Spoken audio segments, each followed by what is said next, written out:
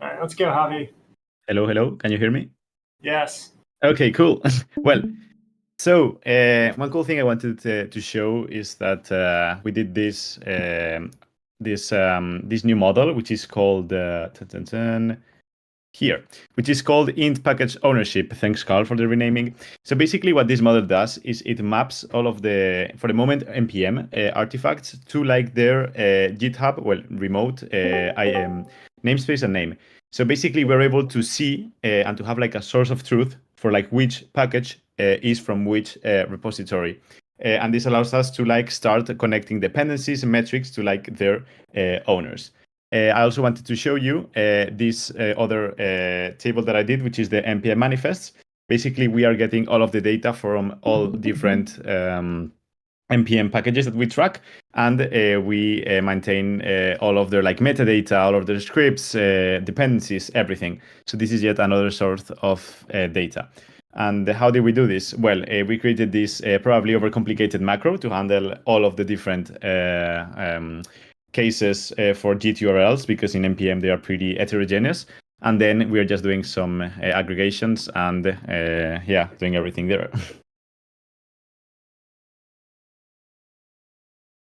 So how are you? So the macros are the things that do the normalization right now? Yes, Is that right? that's correct. Let I me see. see. View the file. Yeah, so basically we have like all of these different cases. Oh, yeah. The thing is that how do you say this? npm doesn't enforce like one way. So when you can put whatever you want there. So we are handling like the common ones and like some special cases. But yeah, you can put some non-standard things, which I stumbled upon when testing. So yeah, we have to do a lot of things.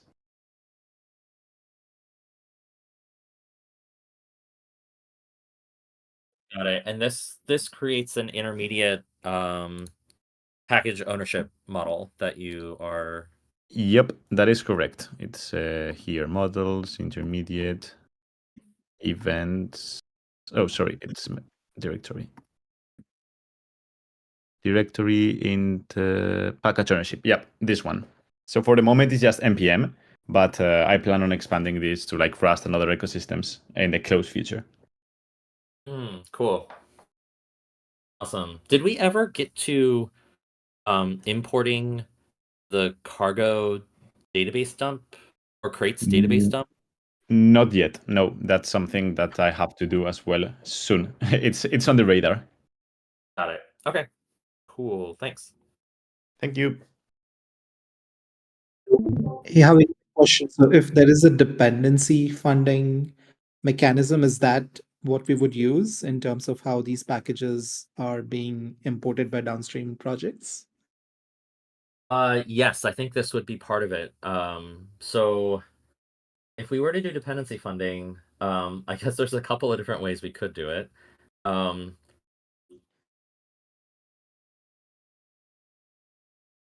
I think the first thing that we could start with is like a collection of, things that we consider to be in the Ethereum ecosystem. And then there's a question of like, what do we do when we discover things that don't currently have a project that's affiliated in OSS directory, right? One way we could kind of manage that is to use this. Actually, no, I take it back, because package ownership is only for things that are in OSS directory right now, right? Yep, correct. Right, Yep. right. Yeah, I think we'd have to think about this a little bit more, but I would imagine that there's like, in the dependency funding world, there's a discovery element that we don't actually handle very well right now, which is like when we start crawling dependency trees, what do we discover that's not currently in OSS directory? Right. And we probably need a good answer for that. But I don't think this would be the thing that would do that. All right. Got it. Yeah, that's good context. Yeah. Do you want to go I can next go- if your audio is working? Yeah, sounds good. Let me try sharing my screen. So while this is coming through, a quick context on what I'm going to share. I think Gitcoin's reaching at a stage, and it's probably true with a few ecosystems very soon as well, where in the grant round, you have a wide variety of projects across the spectrum, from early stage experimental projects all the way to some of the more mature recurring grantees. And so one of the things, so the question that's being explored is, can having multiple mechanisms in the Gitcoin grants help address the different needs of different projects based on the life cycle they're in? So what I'm sharing, and it's not exactly all readable, and I'll drill down when we go into the appropriate parts of the chart. What we're looking at is the output of applying clustering algorithms on the code metrics data that we have in OSO. This chart specifically refers to a grant round that was run, I think, 6 months back. This is for GG20.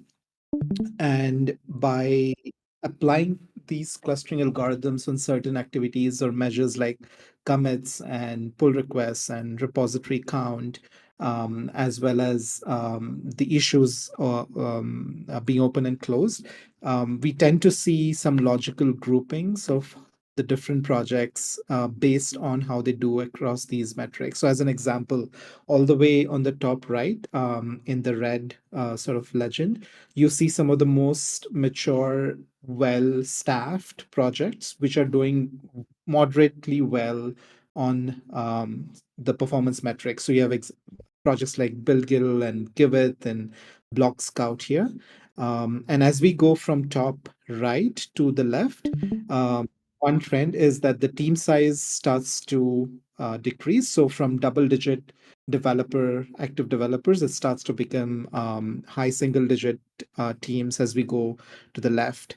One of the takeaways here is that if you ignore the very thick cluster on the left hand side of this chart, everyone that you're able to see and read are essentially projects that are doing relatively well in their performance metrics, and they tend to be teams that are greater than 5 developers. And as you go to the top right, its developer count is in double digits.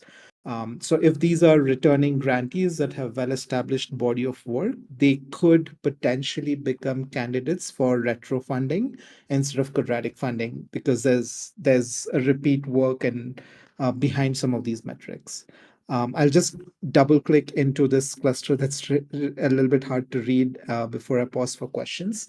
When you look at some of the smaller teams, there is a clear separation between teams that are barely having any GitHub metrics. So the purple projects in the purple legend here are teams that have a part-time developer at best and barely any coding metrics in their 6-month history, like single-digit commits and so on. In an ideal world, they probably shouldn't have qualified as well for some of these rounds. So that's been one of my suggestions to the Gitcoin team, to look at this data not just for segregation, but also to see if projects are able to clear the minimum bar in terms of their contribution to open source. The blue segment, sorry, was there a question? No, I was just saying nice. Yeah, I know some of those names. Right. Okay.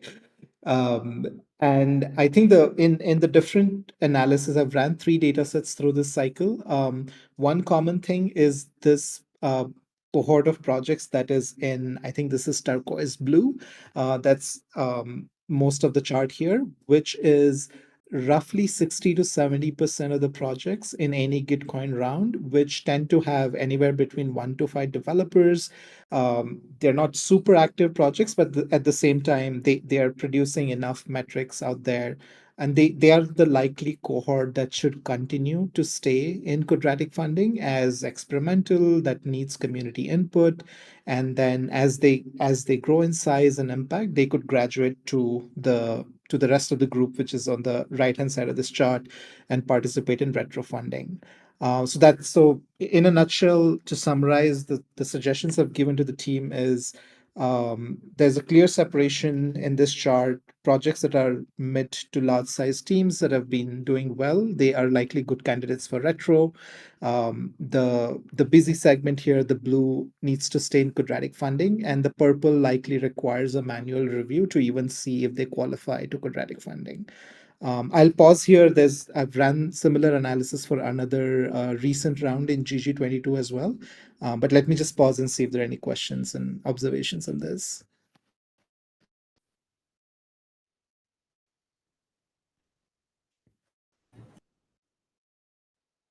If not, I'll just quickly switch to this chart. I hope this is still coming through on the screen share. This is on Gitcoin Grants 22, which concluded about a month and a half back. And we see a similar sort of distribution where about 20% of the projects tend to be away from the core cluster. And these are projects that are well established, returning grantees, well-staffed teams that have a body of work behind them and should probably go into the retro route. And then you get this busy cluster here of projects that should likely stay in quadratic funding. They tend to be smaller teams, and in this case the colors change a little bit, but in this case what you see at the bottom in turquoise blue are the projects that that are questionable in their performance. So as I ran this through another data set, I think different data sets, these sort of clusters tend to repeat across different grant rounds. So in terms of next steps, Gitcoin has asked for some more guidance, if we could give them specifics in terms of what quantum of metrics do these cohorts flip, or do these projects flip from one cohort to another, so they could give some transparency to the grantees in terms of what they can expect. And they're also looking at if there is any experimental play to implement Futarchy as a grant mechanism. Still early conversations, but most likely retro and quadratic funding are the two ways the current grant design is going to change for GG23.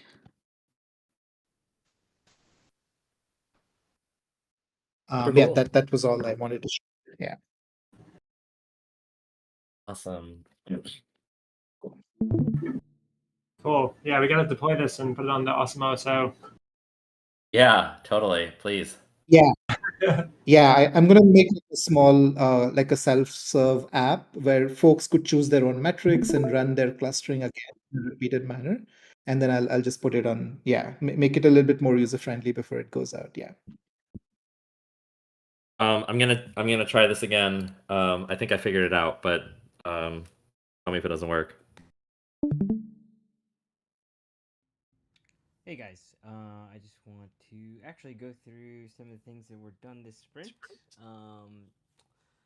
So yeah, let's. It works.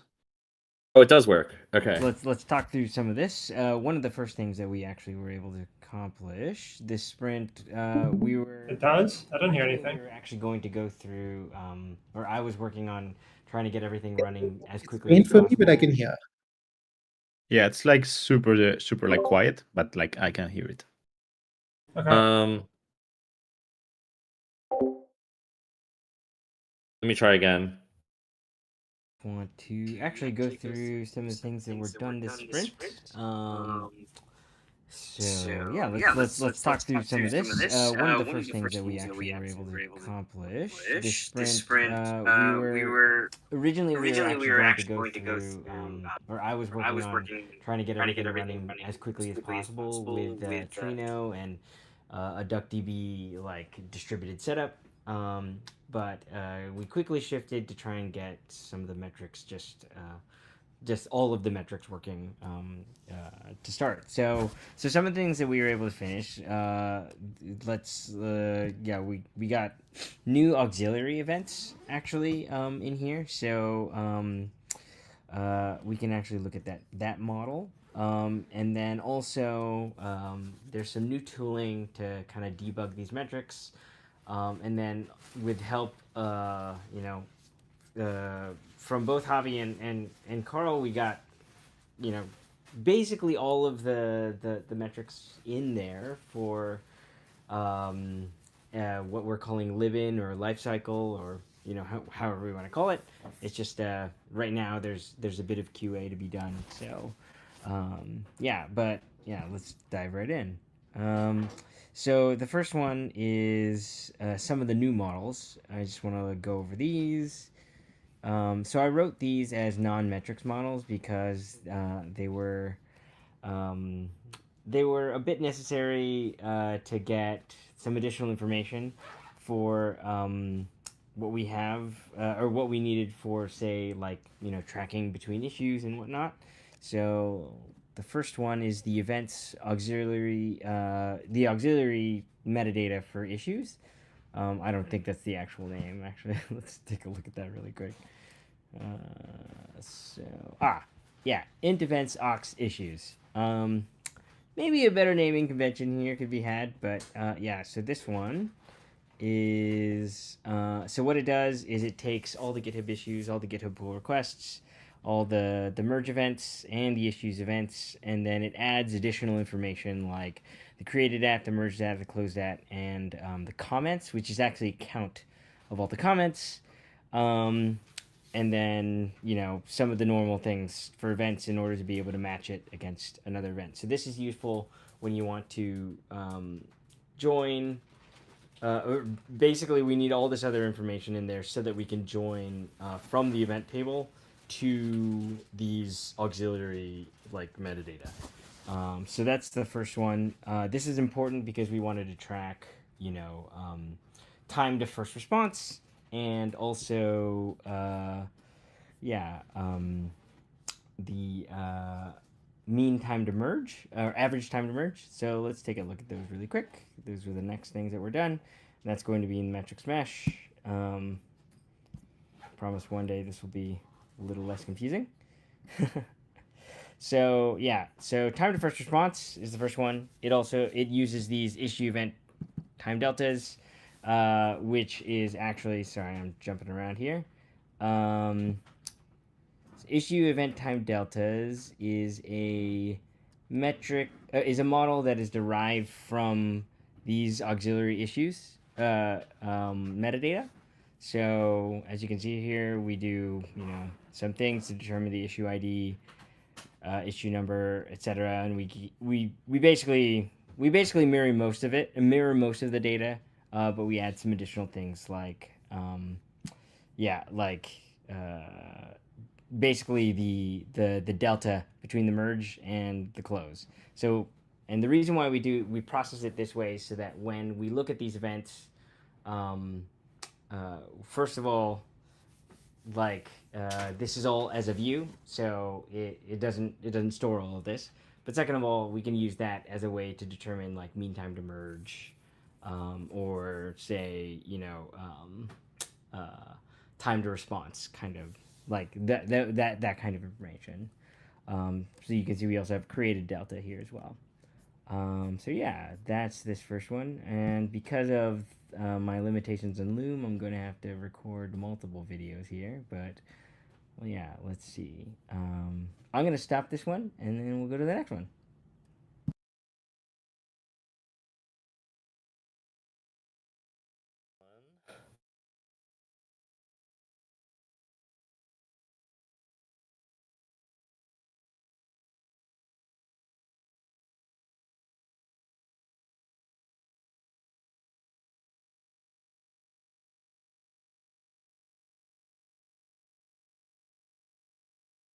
All right, cool. So we moved on from the auxiliary events issues, and now we're on to reviewing the metrics that we derive from those. So let's look at those OSO metrics here. So that is PR's time to merge and time to first response.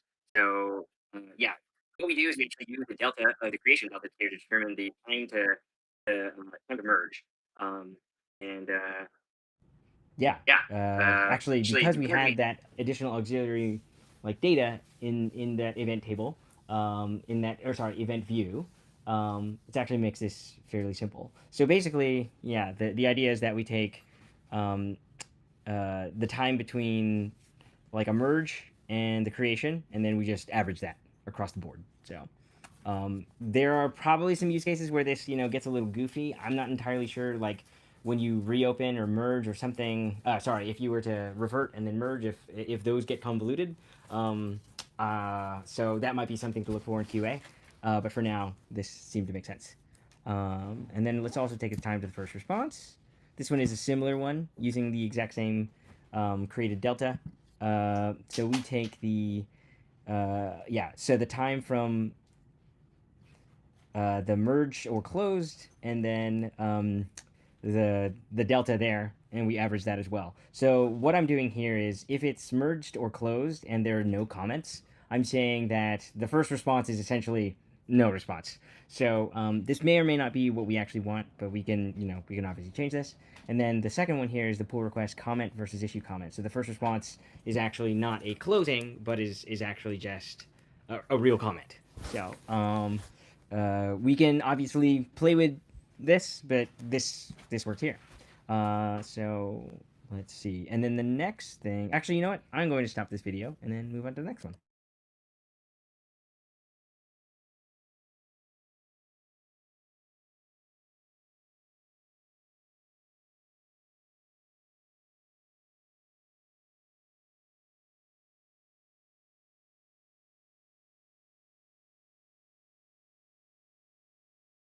Maybe sort of an inconsistent view of that. We've had something close to it, but we haven't had everything. So there are a couple things that needed to be done here. So the first was I created this additional model.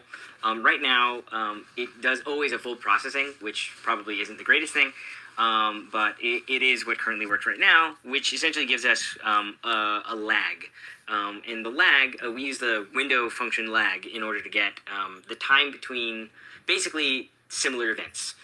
So we can use this in really interesting ways. My hope is actually to change this so it could be maybe a little bit more performant. But right now, just because of QA issues, maybe it isn't performing as well as it should. But essentially, if you could take a category of types of events or maybe a singular event, you can determine, specifically things like resurrection, which is actually what I use this for. And when I say resurrection, just to be very clear, we have this, concept within our lifecycle, sort of a few different states here. So we have the resurrection, we have new contributors or new users. We have active users. And then we have dormant users, and we have resurrected users. So what do those all mean? So new users, obviously, that's pretty simple. It's just people are new. There's active, which, is basically just how many people used it within a specific time period. There's dormant, which is how many people that had previously used it did not use it during this time period. And then resurrected is how many people used it that had previously been dormant in some previous period. So we can get all of that by using this lag function here. In addition, we also have these first of and last of. Last of is probably not that useful. I'm not entirely sure. I don't use it yet, but it's just in there right now. First of makes sense. Basically, when's the first interaction to a specific artifact, so we can get that. And then we use those within these metrics here. So we have contributor activity classification. So we get the first of activity to entity. So there's quite a bit of CTEs here. This definitely needs more explanation. Part of me actually thinks that in order to make this simpler, we actually maybe just need to write the semantic models correctly, like a generic semantic modeling system. Mostly because, the way that we do things is mostly just by the to artifact ID and kind of, doing some auto magic to join against project ID or collection ID, etc. But essentially, this contributor activity classification takes the active days and determines whether or not, users are new contributors. And then it also determines their resurrection status, and all of that using some of the tables that I previously mentioned here. And then in addition, we have some of the things we had been tracking before, which is full-time contributors, part-time contributors, and all active. And then finally, combine that into the life cycle. To understand everything, we have a variety of basically delta calculations here. So between any given period, we can determine the churn, and then we can determine, say, the change in full-time contributors and the change in part-time contributors. And the churn, which is actually part of one of the big things I'm kind of QAing right now, is calculated currently by this function, right, or by this formula right here. So it's previously active minus, in parentheses, the latest active, the latest new, and the latest resurrected. So in theory, that number should never be negative. Right now I'm getting some weird negative numbers, and some of the upstream data to that doesn't seem to make sense.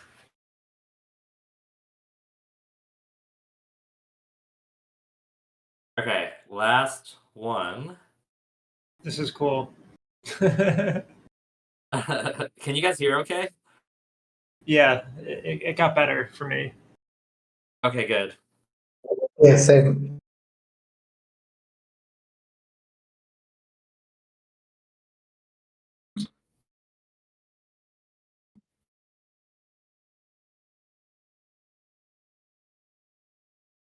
So one of the last things that we did here was make some better tooling for managing debugging the metrics. So this is just a very quick hacky tool, but it's been super helpful for me to actually look into kind of what the models look like when they're getting generated by the system. So there's some additional documentation that you'll find in the repo itself, but we'll get in here. So essentially, everything's within this OSO metrics mainline interface. So we can take a look at this. And yeah, so there's a render function here. And what you can do is type render. So you can give it one of two options. You can give it exactly the name of the metric that you think, or that you know is there, or you can give it the top level name. And when I say the top level name, I mean, and I'll show you here. Like let's say this, change in developer activity. So if you give it a top level name, it'll actually present you options. Yep, and you can select one of these options. The reason why it takes long is it actually compiles everything. And then you can see what, the SQL looks like. So this is what that SQL looks like. Some things are left as macros, particularly metrics end and metric start. That is by design. Right now, I mean, I would love to, but it's not yet ready. Add something like, you can give it a real date, etc. But for now, this is what we got. So, and I, open to any additional contributions here. Okay, cool. So those are Ruben's contributions.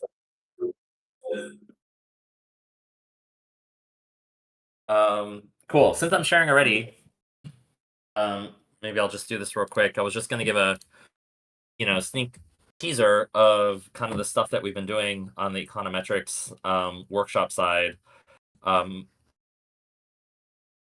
don't think I've shared a ton of like what we're doing yet, the whole team. So just wanted to share a little bit here.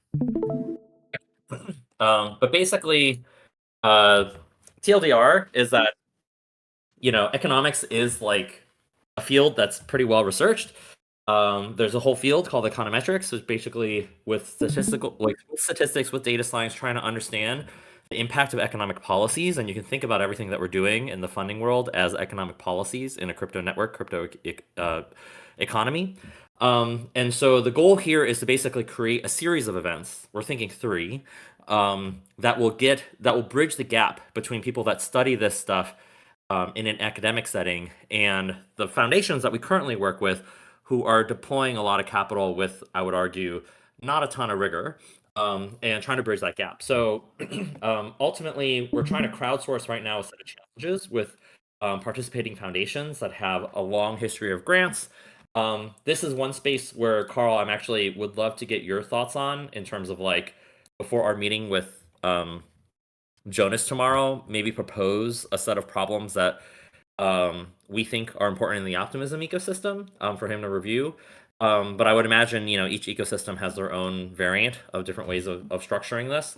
The current tentative plan is to actually host a workshop in the first week of January alongside the AEA annual meeting, which is kind of like the big conference in economics. So you'll have people from the Fed, people from the World Bank, academics from every single university coming in together in San Francisco for a weekend. I don't know if this is going to happen yet because it's obviously we're only like 1 month out now, so it's a little bit tight. But we'll see what we can do. There are going to be in San Francisco anyway. If all we do is a dinner, that's still a net win. But we want to start with a workshop where we get academics together to share the latest research, for foundations to share the latest problems, kind of get people interested. Then we want to host kind of like a fellowship or a residency where people actually do the work, try to write papers, try to do this with scientific rigor, prepare a bunch of data that they can actually do interesting work on. And then the third part would be some kind of journal or conference to showcase the work, ideally in some kind of peer-reviewed setting. And there are a number of different venues, both in traditional economics as well as crypto venues, where we can try to help people publish their work. But yeah, this is kind of like an ongoing thing. It'll probably span into the next year. It'll probably happen in parallel with all the product development that we're doing. This is kind of a broader ecosystem community effort, right? But across a bunch of historically important crypto foundations that we can do together. But the goal is to bring more data scientists that study this stuff in traditional settings into these types of problems. So yeah, just something to be aware of. And we'll probably be reaching out to this community for more help as it progresses.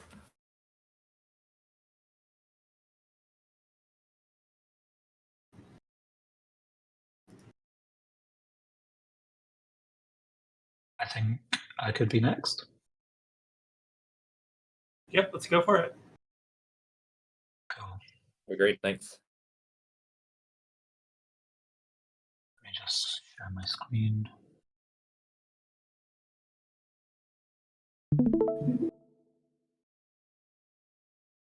Can you see this? Okay.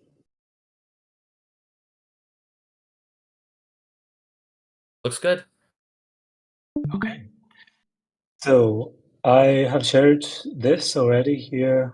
This is the OSO updated brand book. And from there, I moved on and started to compare that to the Kyriba Labs brand. So I made this document, which is placing them side by side, looking for similarities and finding ways that they can sit together as connected brands. So I've spent some time comparing those as they were and thinking about ways that we can update the Kyriba Labs brand to connect a bit closer to how we're using the Open Source Observer brand, and yeah, just be a bit more aligned. Different, but aligned as brands. So that has led me to updating this, which is the Kyriba Labs brand book. And this is just like some new guidance for the brand. Some of this is staying the same, some of it is evolving slightly. And I've added a bunch of new graphic elements. And we can work with these in a way that's a bit closer to how we use the graphics that we have in the Open Source Observer brand. So we have those, we're adding them to the existing graphic language that was in the Kyriba Labs brand. So we're not really taking anything away, we're just building on it. And yeah, I think this is moving in a direction that will prepare us for things that are coming up, like maybe building apps on the Kyriba Labs brand. And yeah, I think my next steps will be to work in that direction, prepare graphics and assets to make that super easy. So that's what I've been up to lately.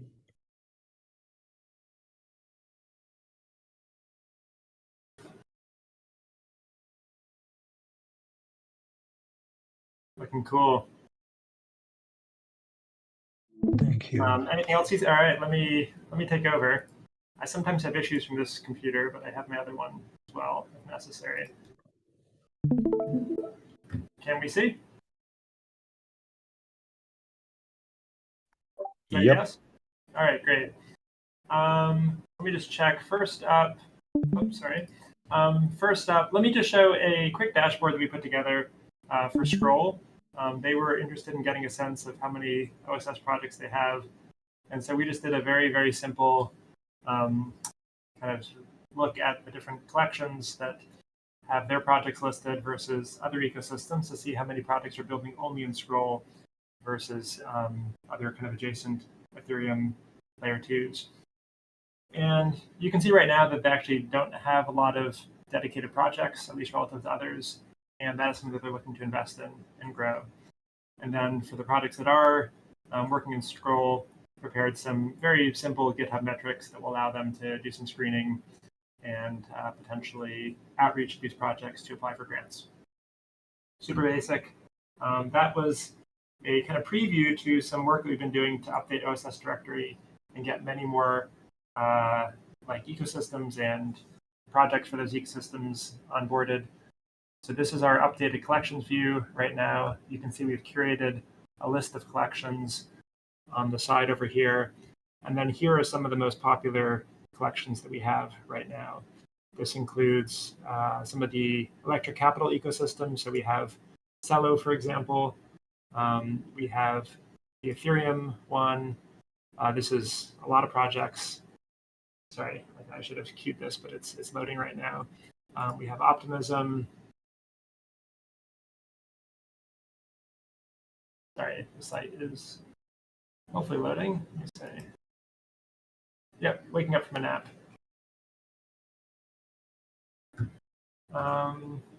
Give it a sec.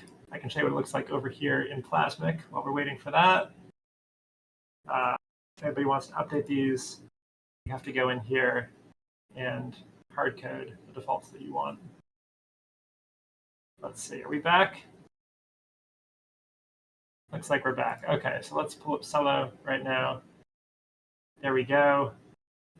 We have not rerun things, so this might not have everything, but it's actually looking pretty decent. You can see Open Collective. Let's check out that one. Look at that, Homebrew, way up at the top. Surprise, surprise. We have Stellar up here now. This is Scroll, the one I just showed you. That has the 81 projects. And I'm guessing right now that a lot of these actually haven't been, these haven't been indexed yet, but you can see them here at least as a placeholder. We have the same thing going now for projects. So if you wanted to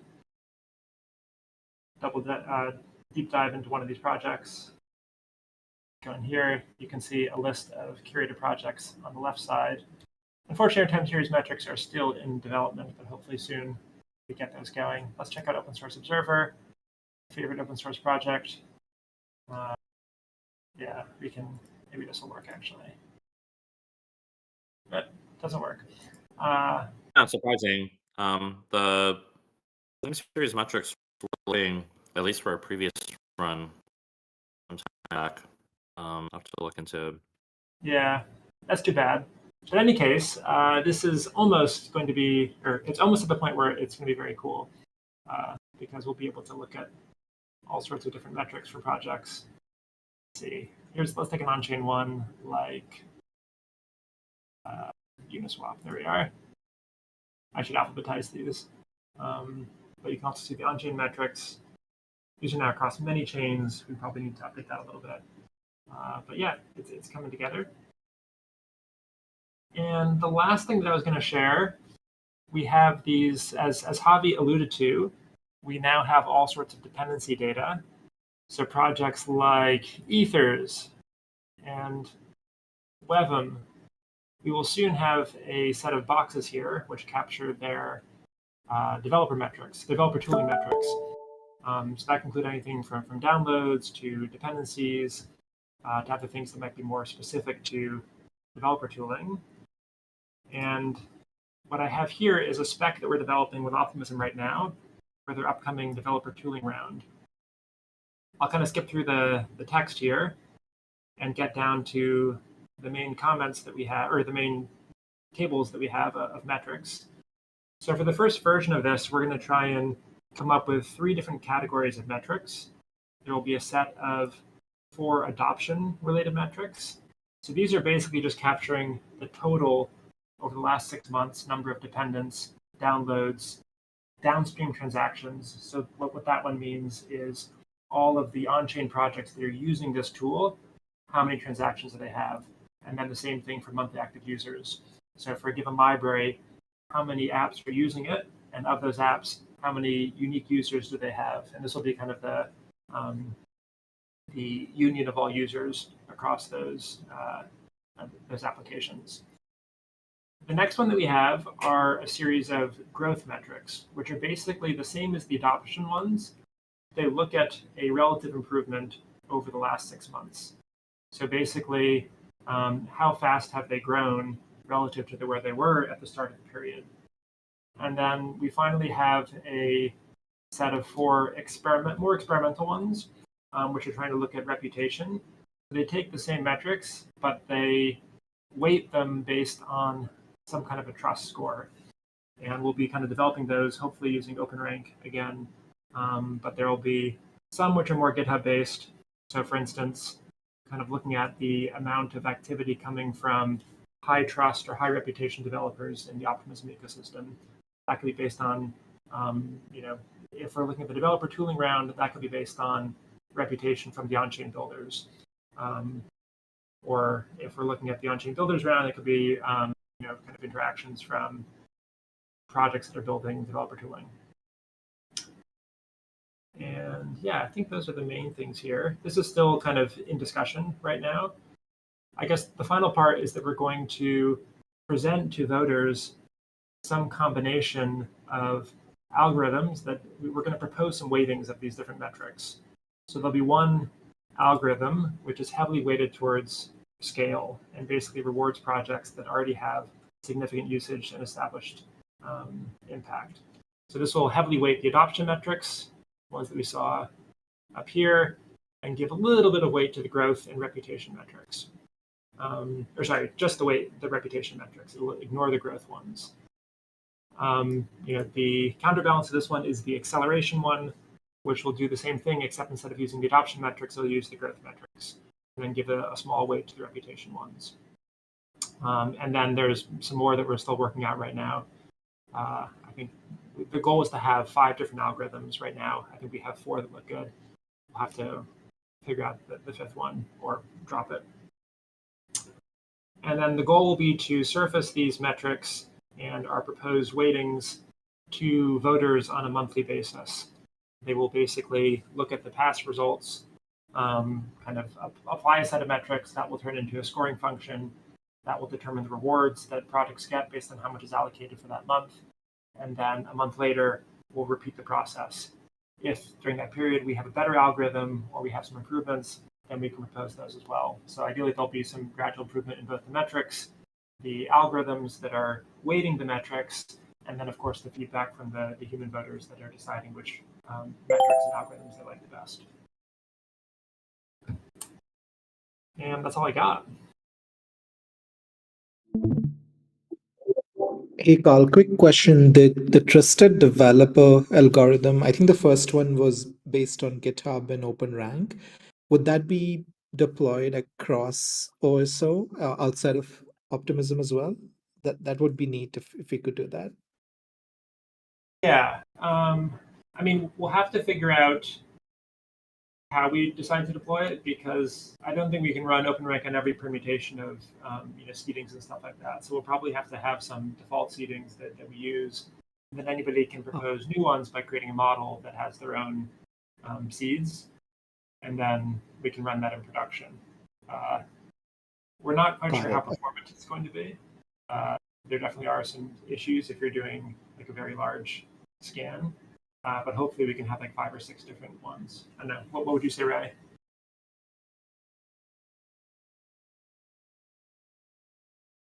Oh, I think you're muted if you're speaking.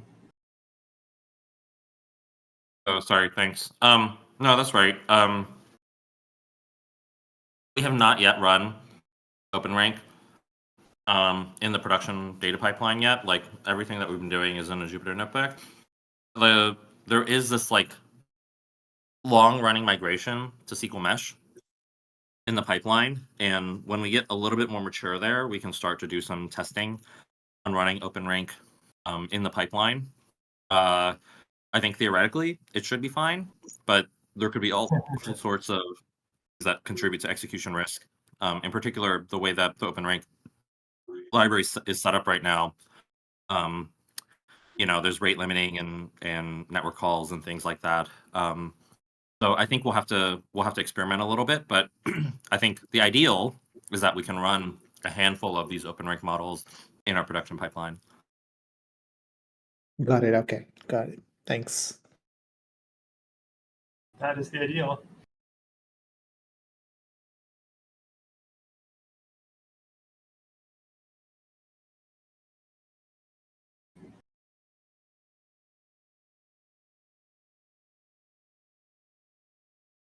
Okay, well, that's it for questions. We can wrap it up here. Thanks for joining. All right. Great stuff. In 2 weeks. That'll be the last one of the year.